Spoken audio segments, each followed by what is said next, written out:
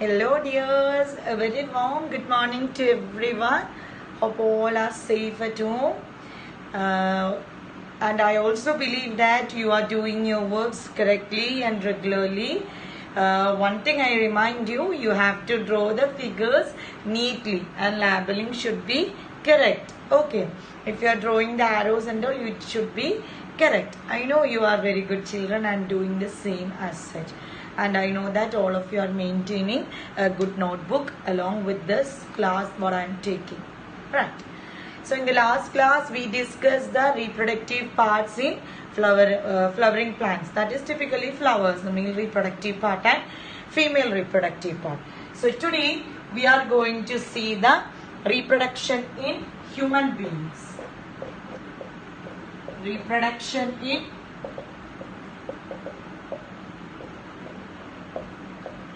human beings. So you know that which mode of so far we were discussing about different modes of reproduction exhibited by different animals, right? A variety of reproduction we understood.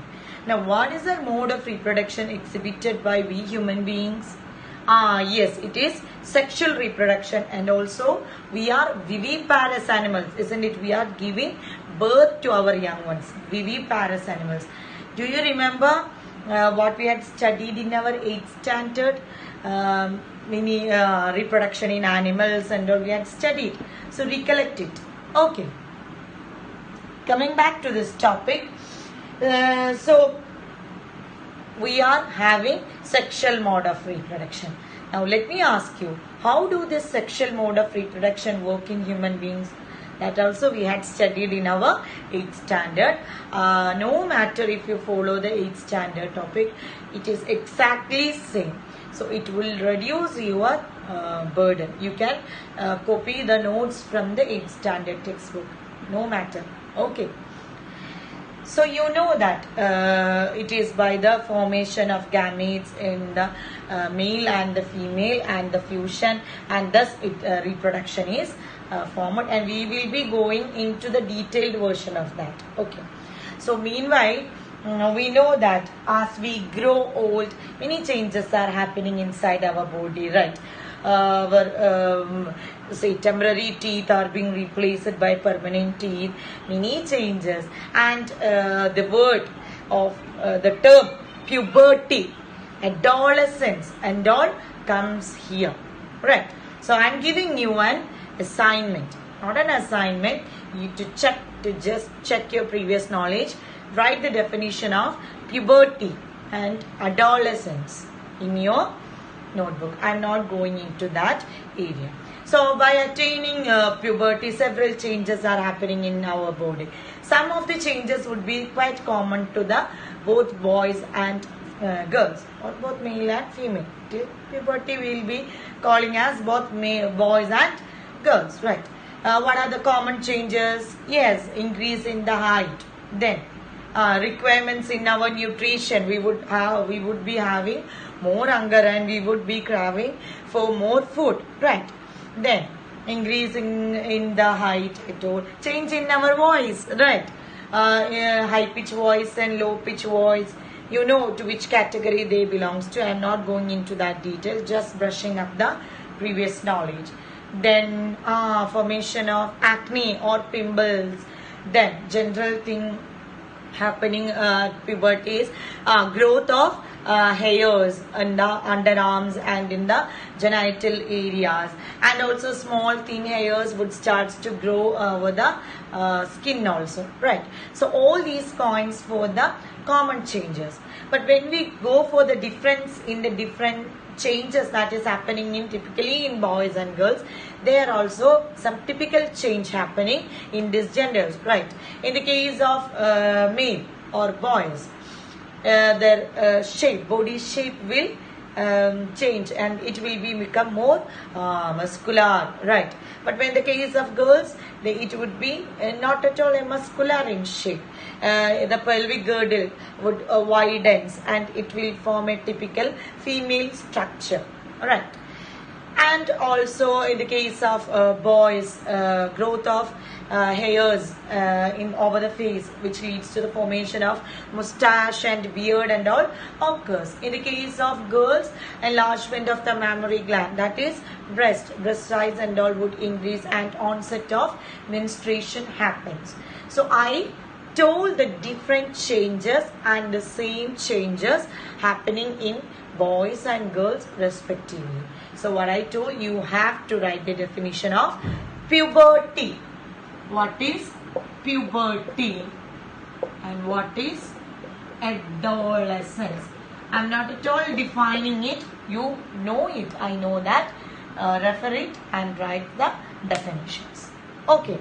So before going to this, all those changes that I have mentioned earlier won't occur all of a sudden. One on a bright fine morning, it won't occur.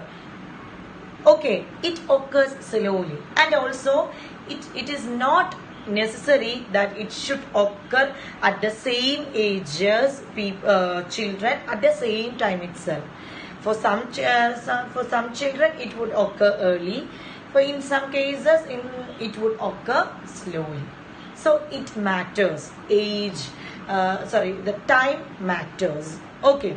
Even though the boys and girls are of same age, the time matters. In some it would occur quickly, and in some it would occur slowly. Okay, so that's all about the puberty and adolescent changes. Okay, so we are going to see the sexual reproduction in human beings. How does it work? Or what are the systems involved in sexual reproduction? First we can see the male reproductive system. Again this you have studied, isn't it? All these things you have studied. The male reproductive system consists of what else? Yes, testes. It consists of testes. Then vas deferens. Then urethra. Then the external genitalia, that is the penis. Right. So we can start up with testes. Testis is the area which is involved in the production of the male gamete. That is, what's the male gamete? That is the sperm. Clear? Sperm. So sperm is produced inside the testis. Testis is located outside the body, outside the abdominal cavity, in a special pouch known as scrotum. That you have studied, isn't it? Why it is placed in a special pouch known as scrotum outside the body? In order to produce sperm, or for the formation of sperm require a low temperature, that is lower than our body temperature. What's our body temperature? That is 37 degrees Celsius is our body temperature. For the production of sperm, it requires at least 2 to 2.5 degree less than that of our normal body temperature. So by the 35 or 34.5 at this temperature, only sperm can be produced. For that instance, sperm is located in a special pouch known as scrotum. Clear? Now, not only the formation of sperm, testis involves the production of the hormone. Yes, testosterone. Testosterone is the hormone produced by the testes. They are responsible for the formation of sperm and also all the changes that is happening in a boy at puberty. So that is being controlled by the male hormone, that is testosterone. Is that clear? Shall we move to the next topic? That is vas deferens. Okay. Sperm produced by the testes will be carried by the vas deferens. Clear? Vas deferens, and it will connect to a tube that is coming from urinary bladder. That is the urethra. Okay. Urethra is a common passage for passing out both sperm and urine. It collects urine from the urinary bladder and sperm from vas deferens, as vas deferens joins with the urethra, and urethra will enter to the external genitalia to pass out either the urine or the sperm. Is that clear? So in your textbook, the figure is there for the male reproductive system. No need of drawing it, but you have to study it. Study the labeling of the portions. For exam, the lab sometimes it would be asked for labeling. Clear? So that's all about male reproductive system. Okay? So shall we move to the female reproductive system? So before going to the female reproductive system, one more things are there. Several accessory glands are also present in the male reproductive system, which secrete some secretions.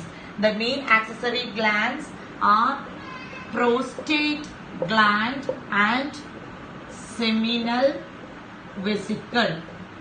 They would secrete their secretion, which help in the movement of the sperm smoothly and also nourishment of the sperm. It's a fluid-like secretion that help in the movement of the sperm and also nourishment of the sperm. Is it okay? And sperm, no need of drawing for your kind information. I'm telling sperm is a tiny structure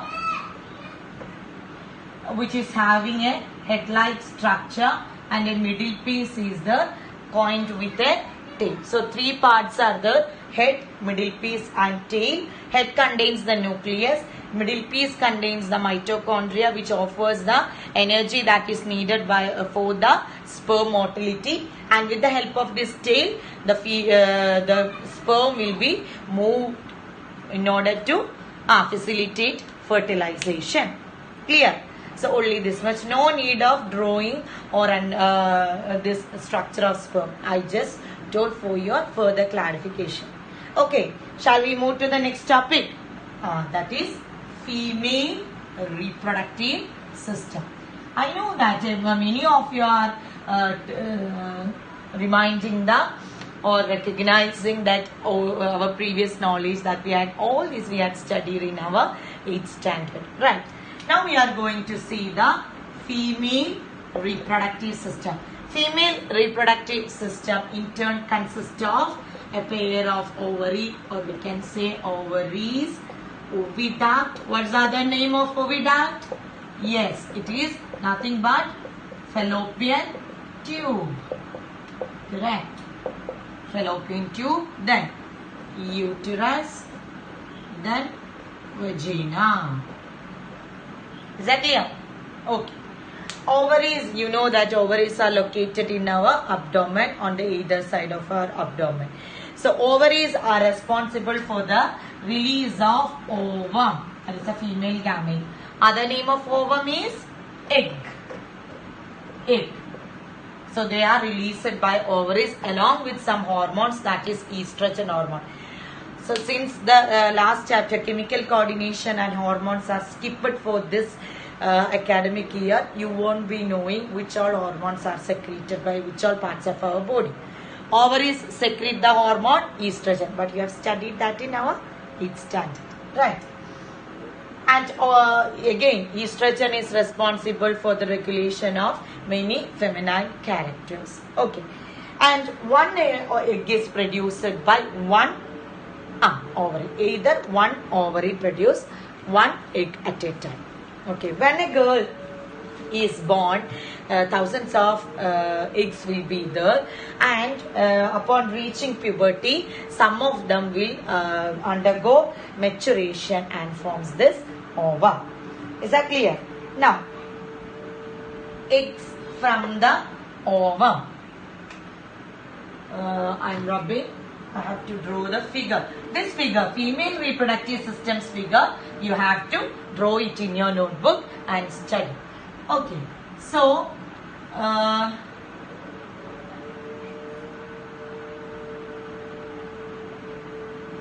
don't draw like this way. This is a quite rough figure. Okay. So the here it will be the ovary. Ovary produces ovum. It will be collected by a thin funnel-like structure known as the oviduct or the fallopian tube, and it will direct into a sac-like or elastic bag-like structure known as uterus. Uterus opens to the vagina through cervix. Uterus opens to the vagina through cervix. Clear? So, oviduct, it is the site of fertilization.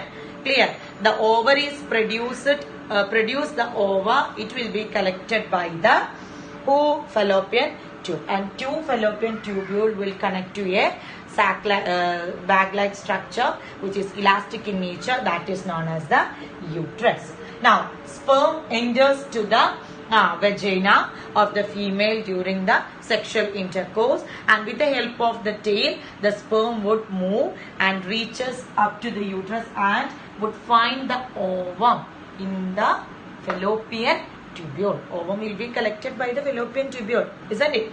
So sperm will find the ovum at the fallopian tubule, and fusion or fertilization occurs at the fallopian tube. That is why fallopian tube is known as site of fertilization. After the fusion, what happened? After the fusion, male and female gamete results in the formation of, yes, that is zygote. After the fusion, it will form zygote. Zygote undergo mini division and they form embryo. And this embryo will be implanted in the uterus, inner lining of the uterus. Uterus is having 3 layers. Okay, you will be studying all that in detail when you reach to +2 if you are taking science stream. Okay.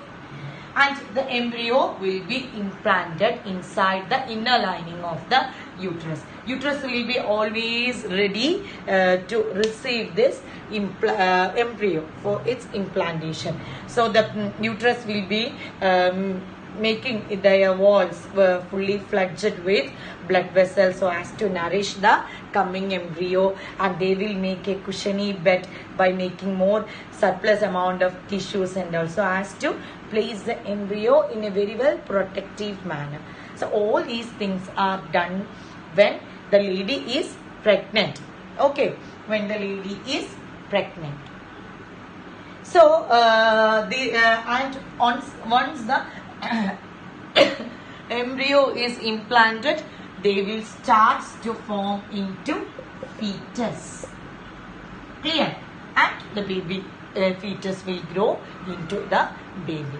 Now, how many months? What is the gestation period of human beings? It is 9 months. Till 9 months, the fetus will change into baby and it will be nourished by the uterus. And how this nourishment is offered to the fetus? It is from the mother's blood. From the mother's blood, a special structure known as placenta. It's a disc-like structure or disc-like shape present over the walls of uterus. It's a special disc-like structure present over the walls of uterus which takes up the nourishment from the mother's blood and offers for the development of the baby. Clear? Okay. In turn, the baby will be having the excretory materials. How it is being removed? Again, that excretory materials will be collected by this placenta and it will be offered to the mother's blood. And through the mother, these excretory products are also excreted. Okay. Now, how it is with this placenta consists of small villi-like projection towards the fetus or towards the embryo or towards the baby. Okay, towards the baby, so as to collect this all things, and villi-like projections are also the towards the mother's blood. Okay, then only the exchange will go, and also this placenta helps in the exchange or transport of gases for respiration, carbon dioxide and oxygen, and also are passed through this placenta. So placenta is a disc-like shaped structure present in the inner walls of uterus. They help in the exchange of gases. They offers nourishment from the mother's blood to the developing embryo, and also collect the excretory materials of the embryo, and it is directed back to the mother's blood, and through the mother's blood mother is excreting the excretory products. Is that clear? And that is the gestation period. After completing the gestation period, due to the impulsive rhythmic contraction of uterine muscles, the child will be born. Clear? All that things in detail you will be studying in 12th standard. Right now you understood all these things, I believe. Right. So read the textbook clearly. It's an easy topic since you have studied all these things. Only you have to check your previous knowledge and identify which is the missing links and connect it. Okay. So for time being, I am bidding goodbye. You have to draw the figure of only female reproductive system. Okay. Take care. Ta-ta.